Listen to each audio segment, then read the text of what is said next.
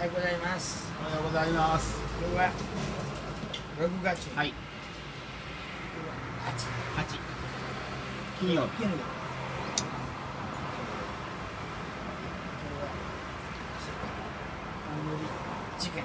タンドリーチキンを焼きますか。はい、人気のタンドリーチキンですね。鶏のもも肉、皮を取ったスパイスにつけた美味しいチキンを炭火で焼きます。こちらのチキン、上の方のところ骨をこれを持ってワイルドにかじってください。